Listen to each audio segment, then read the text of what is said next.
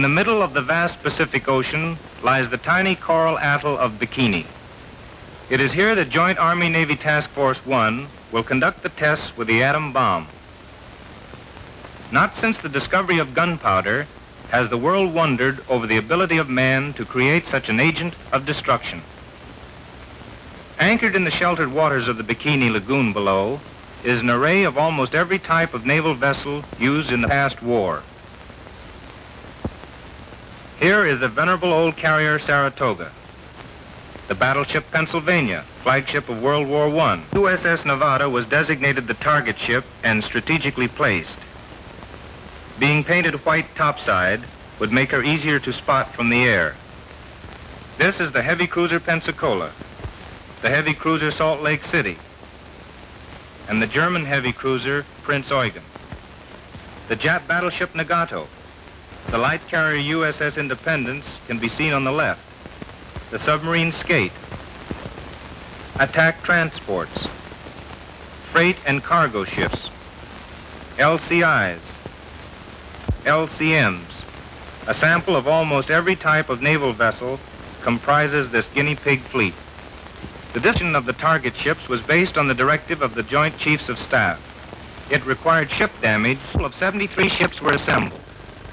The densest pattern was within a 1,000-yard radius of the bomb aiming point. Ships within the 500-yard radius were secured by fixed moorings both fore and aft to prevent swinging. These were the heavy cruiser Pensacola, the destroyer Hughes, the Japanese battleship Nagato, the light carrier Independence, the submarine Skate, the concrete oiler YO-160, and the Japanese light cruiser Sakawa. Ships outside the 500-yard radius were anchored free to swing. From the 1,000 circle to the outer extremity of the target area at 4,000 yards, ships were disposed in a spoke-like pattern consisting of LSTs, LCTs, LCIs, 2 rows of transports, and 1 row of destroyers. The heavy ships lying outside the 500-yard circle were the Arkansas,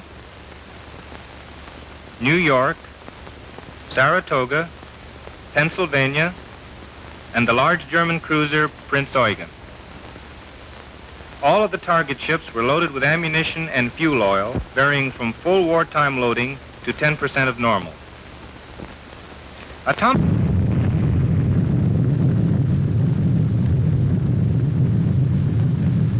The automatic error is almost incomprehensible to the human mind.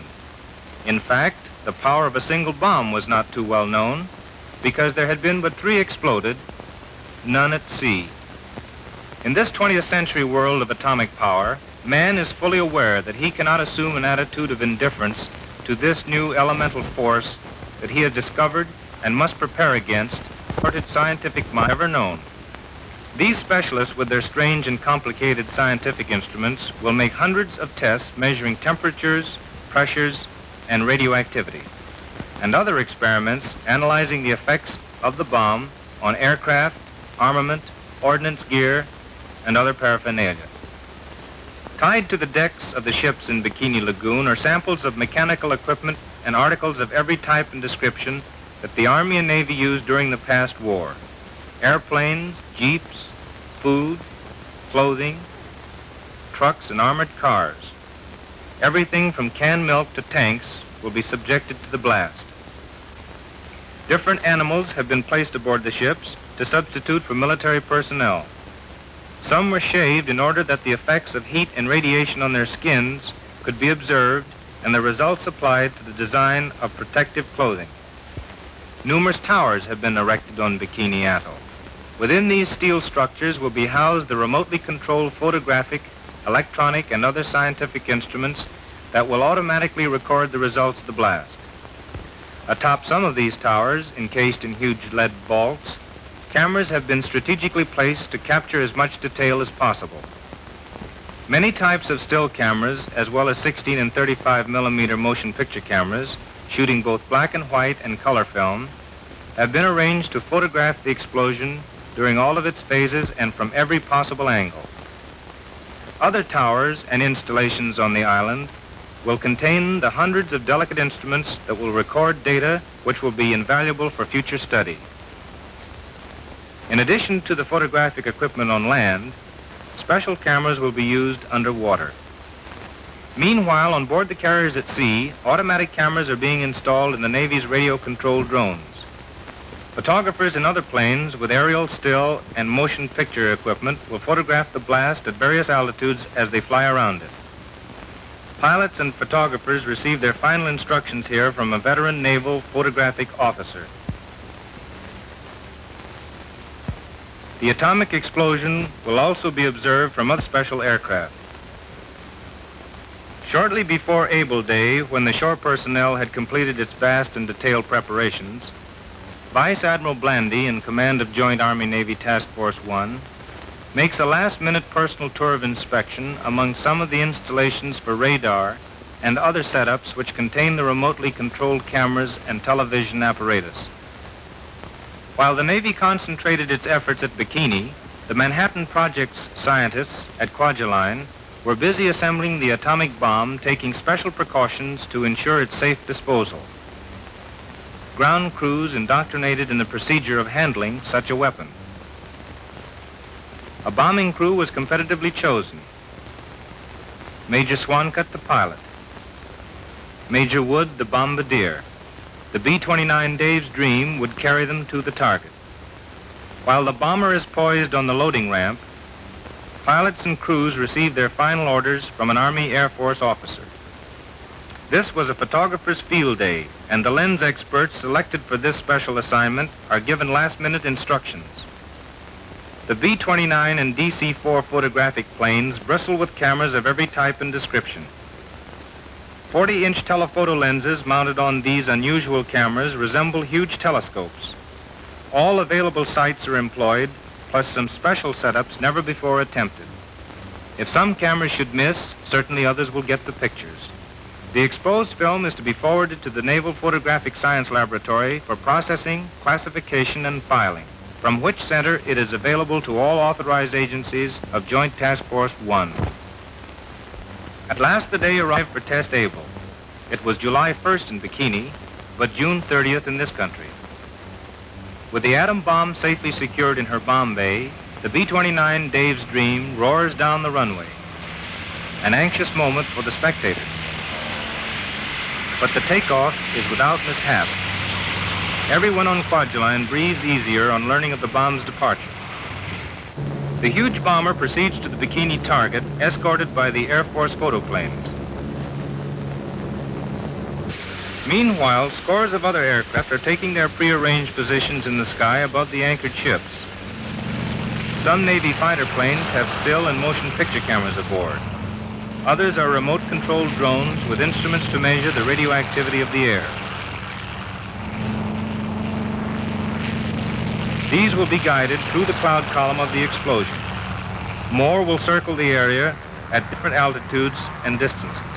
Everything is in readiness now, and at last the moment has arrived. The bombing plane is nearing the target with its escort of photographic planes. At sea below on one of the ships, Secretary of the Navy Forrestal is among the observers who patient the arrival of the bomb. Sunglasses are worn by some, while others hide their eyes. Position. There's the target. Bomb away.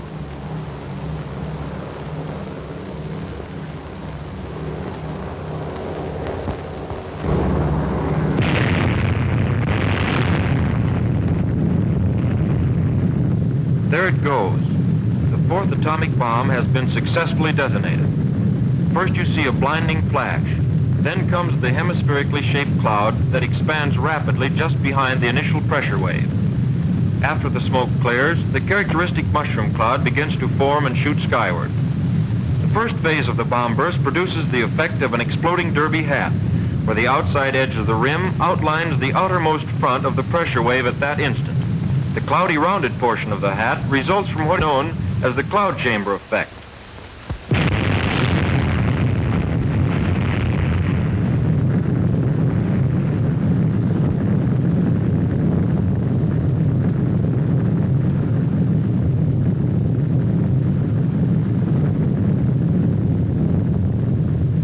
ball of fire, growing and rising above the clouds and smoke of the explosion. Although obscured during the first few seconds, the ball of fire is still visibly red hot. The maximum temperature reached at the center of this ball, shortly after detonation, exceeds even the temperature of the sun.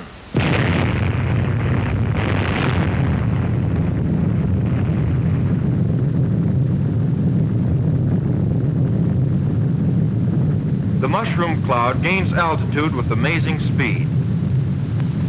In less than a minute, it has reached a point 1 mile above the Earth. Although a beautiful sight, this swirling, boiling mushroom cloud is certain death to any living thing which approaches too close to its edge. Radioactive fission particles, which resulted from the explosion, are dispersed throughout the cloud, and the deadly radiation from these particles must be avoided until the cloud is thoroughly diffused in the upper atmosphere. In this test, the Army, Navy, and civilian scientists wanted to find out just how lethal the cloud actually was at various altitudes and various distances from the center. Therefore, under the guidance of the Manhattan Project's Los Alamos laboratories, the Army Air Forces installed specially designed filters on 4 of their B-17 pilotless drone planes so that an airplane could go into the very center of the cloud and bring back samples of the radioactive particles without danger to a human pilot. The Navy carried out a similar program utilizing F-6F drones based on the carrier Shangri-La. Only 1 drone was lost in the entire operation, although it is interesting to note that 1 other drone was temporarily lost for a considerable time after it had entered the smoke column, because it was lifted 6,000 feet in the updraft before it could get through to the other side. As the cloud goes higher and higher, its rate of rise constantly decreases, and gradually the tremendous energy of the cloud begins to spend itself. Before the test, there was much speculation concerning the height to which the cloud would rise. Some predicted it might equal the 60 to 70,000 foot altitude reached by the previous Nagasaki cloud. However, at Bikini, the atomic cloud pushed itself to approximately 40,000 feet in a period of 10 minutes and stopped there. Explanation for failure to go higher lay in 3 facts. First, the atmosphere at Bikini was so wet that a considerable part of the cloud energy was absorbed by the moisture in the air. Second, the bomb was exploded close enough to the surface of the water to permit a certain part of the energy to be transformed into steam by a quenching action. And third, there were no large-scale fires such as those encountered in burning Nagasaki to feed the column after its initial rise. After the blast wave from the atomic explosion has spent itself, a reverse or suction wave is created as the air rushes back to the point of burst to fill the vacuum created there. As this air is heated in the vicinity of the fireball, it mixes and rises with the cloud column. Consequently, more air must keep coming into the center of the column, thus causing the effect you see in these pictures of the ship array, where the air rushing into the center of the cloud column carries with it the smoke of the burning ships. In order to obtain complete photographic records, photo aircraft pursued the cloud and took pictures of it as long as possible while it drifted slowly to the southwest. Gradually, it became diffused to such a degree that the chase had to be abandoned. One thing was certain, however: the dangerous radioactive particles in the cloud had become so widely scattered that no longer was there any danger to the surrounding area. In just a moment, you will see 2 views of the atomic bomb explosion taken from the observer ships approximately 20 miles from Bikini Lagoon.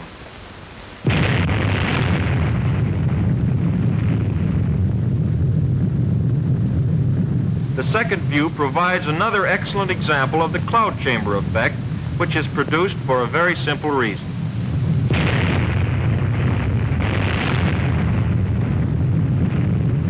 The atmosphere at Bikini was almost saturated on July 1st, and when the pressure wave hit the air, it was compressed and heated. After the pressure front passed, the resultant expansion of the air cooled it below saturation point and caused formation of the expanding fog cloud you have seen in each view of the explosion.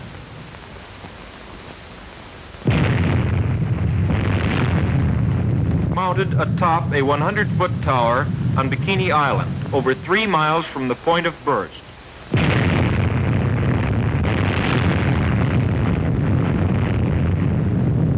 On the water, you can see the shock wave coming toward the camera. Watch those palm trees in the foreground.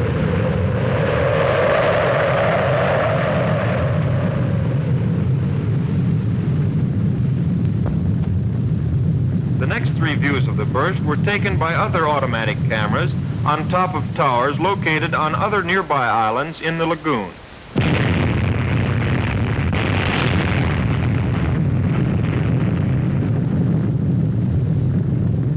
These cameras were started in motion by remote control radio signals emanating from aboard laboratory ships many miles away.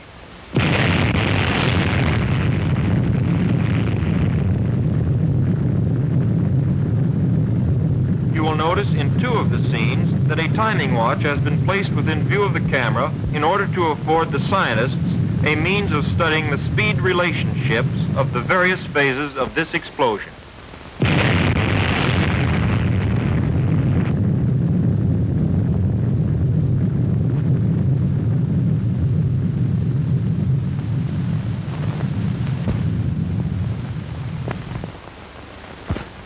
The epicenter of the detonation of the bomb was approximately 650 yards from the USS Nevada. At this point,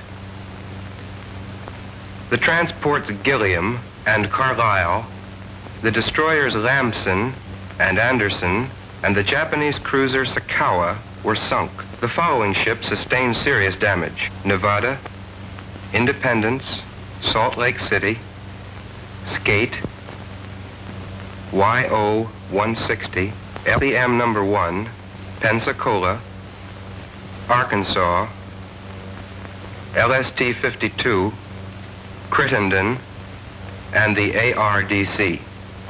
The next ships to be seen were only slightly damaged: Nagato, Banner, Pennsylvania, Skipjack, Apagon, Parch, Butte, Dawson, Prince Eugen, Wilson, Stack, Rhine, Brule, Hughes, and the LCT-874. These were the first pictures taken from surface craft, which made their way into the target area as soon as the danger from radioactivity had passed. The 3 ships visible here are an APA, the Salt Lake City, and the Independence. The smoke from the light carrier Independence is from burning torpedo warheads in the torpedo stowage on the hangar deck. In the foreground, numerous salvage tugs and radiological reconnaissance vessels are taking water samples from the lagoon for testing. We see the Nevada, Nagato, Saratoga, troop transports, freight and cargo ships, and other vessels in the array as the camera sweeps across the target fleet. This ship, the USS Pennsylvania, was about 1,800 yards from the epicenter of the bomb blast. Wreckage was slight and limited to minor superstructure damage. The fire burning amidships was in supply samples stowed on this deck and was not of a serious nature. In the background, a salvage tug is seen fighting a small fire on the heavy cruiser Salt Lake City. This ship, the USS Saratoga, was about 2,600 yards from the epicenter. The only damage sustained was a small fire topside and a minor operating mechanism of one of the airplane elevators. The Prince Eugen was about 1,700 yards from the epicenter.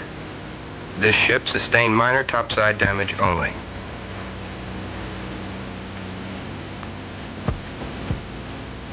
This is the USS Pennsylvania again, after the fire had been extinguished. This view shows her starboard side, which was away from the blast, and which sustained topside damage aft.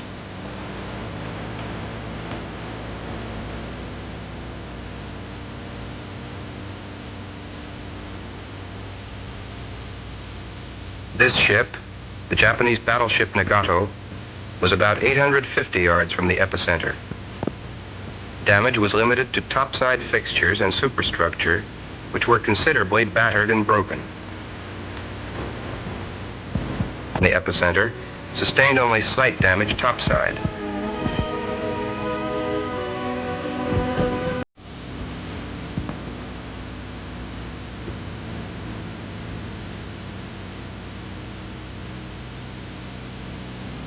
Shown here inspecting the damage to the ship is the Secretary of the Navy and high-ranking officers. In the foreground is a shattered mirror which had been placed on the deck along with other equipment to be tested. This troop transport received extensive superstructure damage. The smokestacks, radio and radar antenna and supports, together with various other light topside structures, were broken or buckled. These animals survived the blast, but died later from the effect of radioactivity.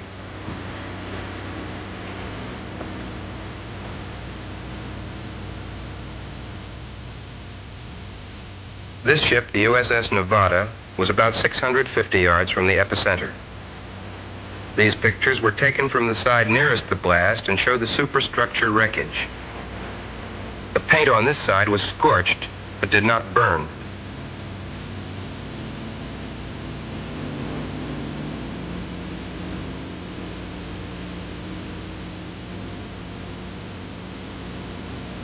This view shows a portion of the unarmored deck aft, which was pushed down by the explosion. Aircraft and quartermaster supplies placed on this deck were considerably damaged.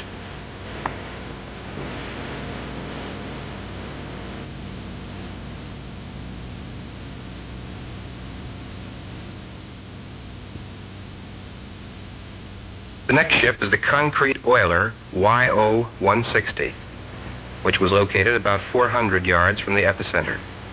The concrete hull was undamaged, but the superstructure was almost completely demolished.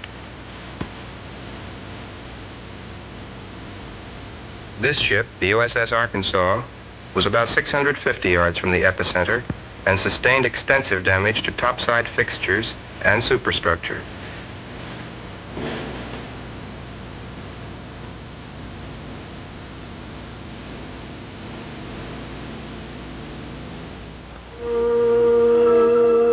The heavy cruiser Salt Lake City was 1,000 yards from the epicenter. Superstructure wreckage was considerable. Both stacks were wrecked, and antenna and other fixtures were bent over or broken.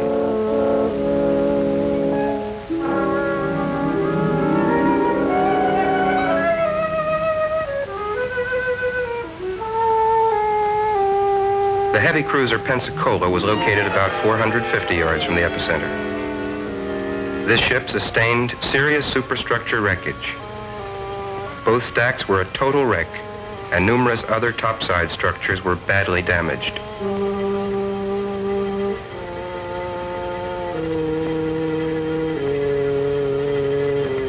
The submarine Skate was located about 300 yards from the epicenter. The light fixtures, periscopes, and superstructure were demolished, but the pressure hull and conning tower remained intact, and interior machinery was undamaged.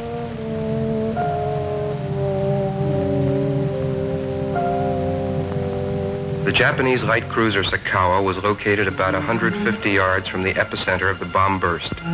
This cruiser was heavily damaged topside, and the hull ruptured aft, causing her to slowly flood.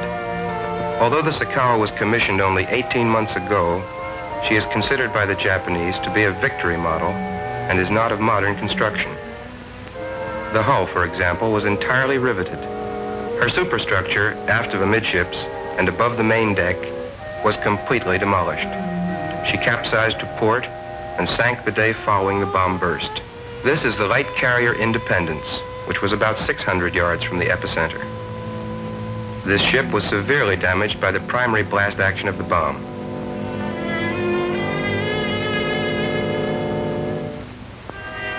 The blast struck the Independence on the port side, blew in the light side plating between the hangar and flight decks, and pushed up the center of the flight deck like a rooftop.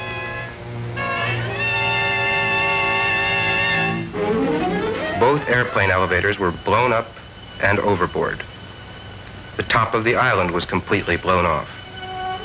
Gun sponsons and guns on the port side were severely damaged. The watertight integrity of the hull remained intact. No fires occurred except among the torpedoes on the hangar deck aft.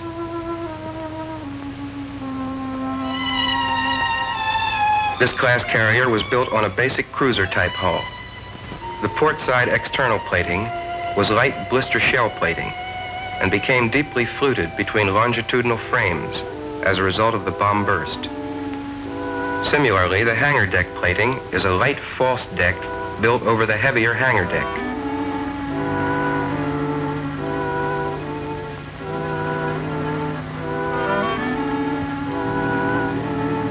Damage to the starboard side, away from the blast, was less severe.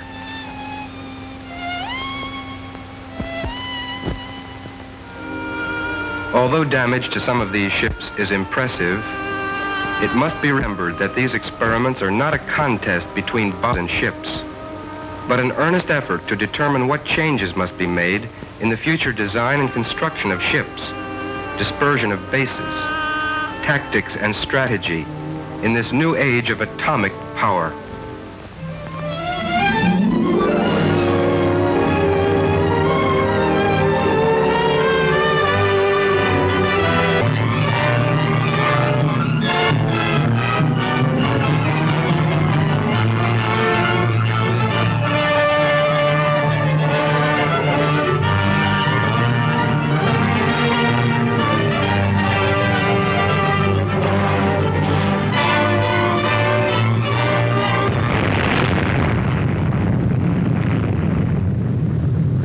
This was Able Day. The period between the test Able date of 1 July and the test Baker date of 25 July was an extremely busy one for the technical and scientific personnel attached to Joint Task Force 1. During this time, the immense task of making detailed and comprehensive inspections and the recording of data resulting from Test Able was completed. And in addition, the entire target ship array was reoriented. The basic premise which determined the target ship orientation for Test Baker was the Joint Chiefs of Staff directive, requiring that the ships be so disposed as to secure graded damage from maximum to minimum. The primary purpose of Test Baker was to secure precise ship damage and instrumentation measurements resulting from an atomic bomb explosion just under the surface of the water.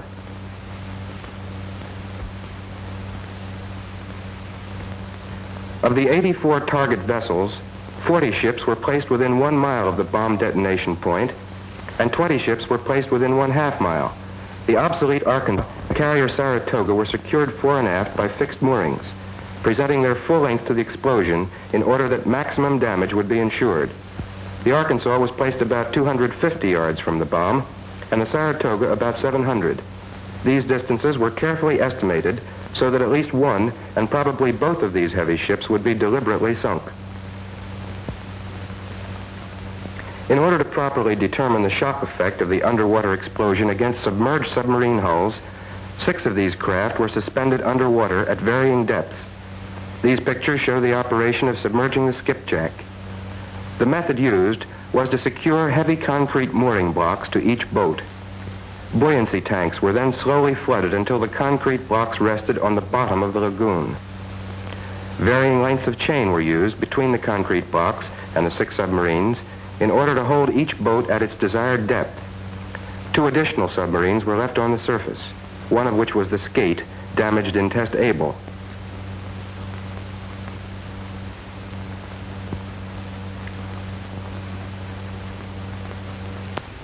In Test Baker, photographic procedure was similar to that followed in Test Able. Many types of cameras, and especially motion picture cameras, were encased in huge lead vaults atop photographic towers erected on 3 islands in the lagoon. All of these cameras operate automatically.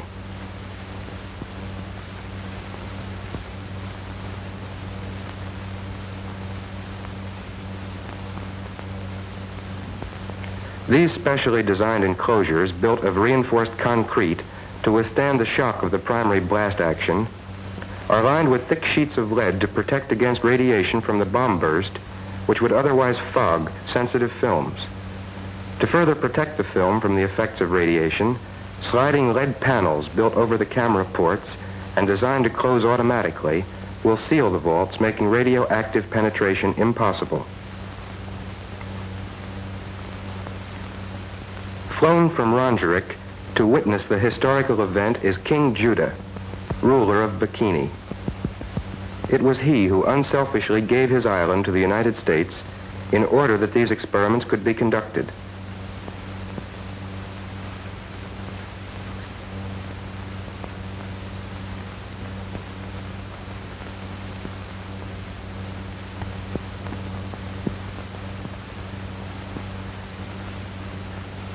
King Judah has been invited aboard the command ship of Operation Crossroads to meet Vice Admiral Blandy. The LSM-60 was designated as the target suspension vessel for the Baker Day test. The equivalent of a bomb bay was cut in the tank deck, and through this opening, the bathysphere carrying the atomic bomb was lowered into the sea. The bomb was held at the desired depth until detonation by means of specially designed winches.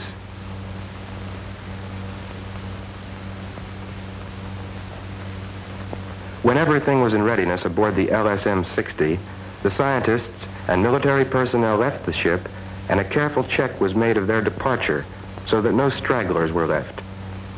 The signal flag yoke was two-blocked on the halyards, indicating that no personnel were aboard. After Dr. Warner fused the bomb, Rear Admiral Parsons, Deputy Commander for Technical Direction, took a last look at the LSM and went over the side into a waiting picket boat.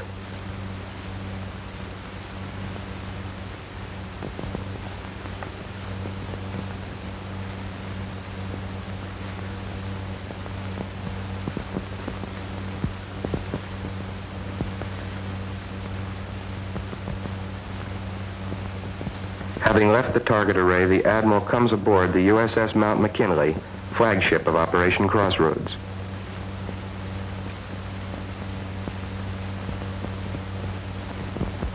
Everything has been placed in readiness, and he submits his report to Vice Admiral Blandy.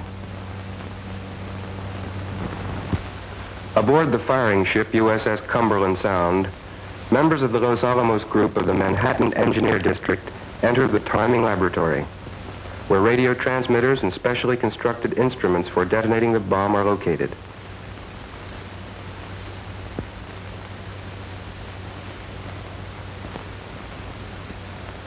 The timing laboratory scientists pass into the master control room. Dr. Marshall Holloway, leader of the Los Alamos group, unlocks and personally throws one of the master transmitter switches.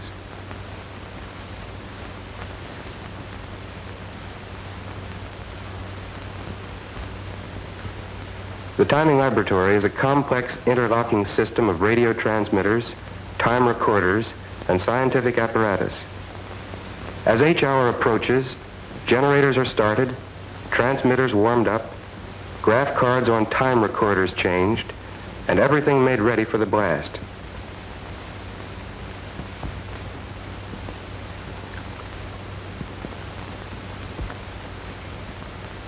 H-hour minus 2 minutes is broadcast from the ship, and all hands stand by. Sitting in the central console switchboard with the microphone is Dr. Ernest Titterton, assistant to Dr. Holloway. As he announces H-hour minus 30 seconds, Dr. Holloway throws the 30-second switch.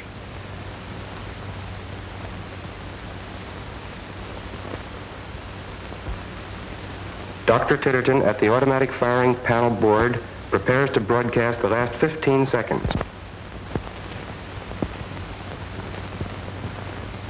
15, 10, 5, 4, 3, 2, 1, fire.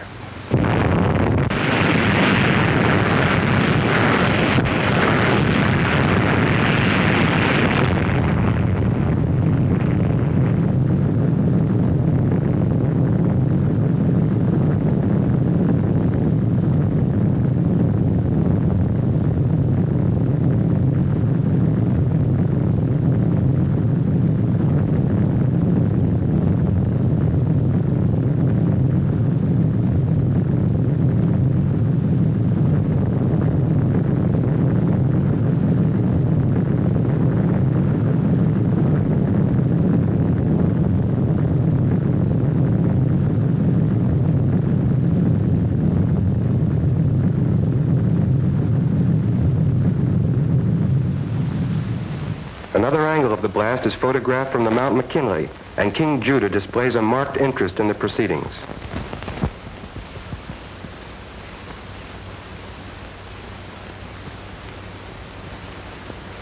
These pictures of the ascending water column show the expanding cloud of spray at the base of the column moving outward and enveloping the ships in the target array. Great quantities of radioactive water from the column descended upon the decks of the nearby vessels, and ship hulls a mile away were drenched by the wall of foaming water.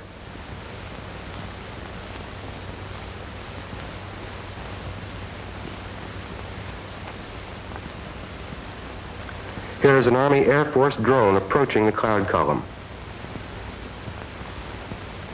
Still another view of the explosion, recorded from a photographic tower on Bikini, shows the column composed of millions of tons of water rising at an initial rate exceeding the speed of sound. The water and spray from the explosion will fall for several minutes. Here again is an excellent photographic portrayal of the boiling, foaming wall of water engulfing the ships in the foreground.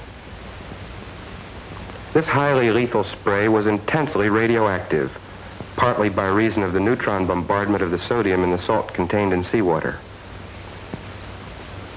It is estimated that radioactivity immediately following the burst was equal to hundreds of tons of radium.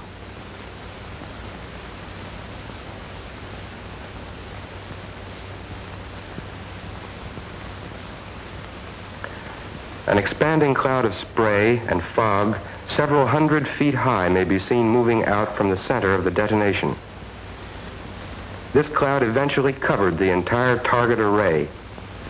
Waves outside the water column, about 1,000 feet from the center of the explosion, were 80 to 100 feet in height.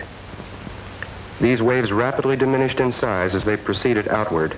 When reaching Bikini, had a height of approximately 7 feet. Visible on the surface of Bikini Lagoon is an oil slick leaking from ruptured oil tanks, principally from the battleship Arkansas. 3 major ships were sunk. The Arkansas immediately, the aircraft carrier Saratoga after 7.5 hours, and the Japanese battleship Nagato after 5 days. Several small craft were also sunk. Immediately after the burst, radiological reconnaissance drones were sent into the lagoon. Despite the presence of radioactive contamination, radiological safety patrols immediately entered the lagoon for a preliminary appraisal of the damage.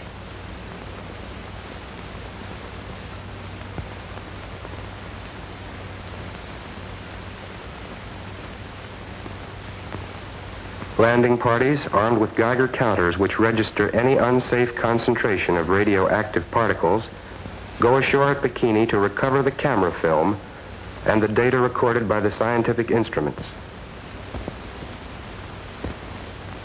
Meanwhile, an inspecting party headed by Admiral Blandy, General Kepner, and Admiral Parsons survey the damage in the target array. Shown here is the Japanese battleship Nagato, which flooded and capsized 5 days after the blast. The light carrier Independence sustained severe superstructure damage in Test Able, and no additional apparent topside damage was visible after Test Baker. The heavy cruiser Salt Lake City. The destroyer Hughes, in sinking condition, was beached. The Saratoga sustained heavy underwater hull damage and listed badly. Other ships surviving the Baker Day blast were the submarine Skate, the submarine Pilotfish, the heavy cruiser Pensacola, a troop transport, and a small yard oiler. The Saratoga, taking on more and more water, slowly sinks stern first.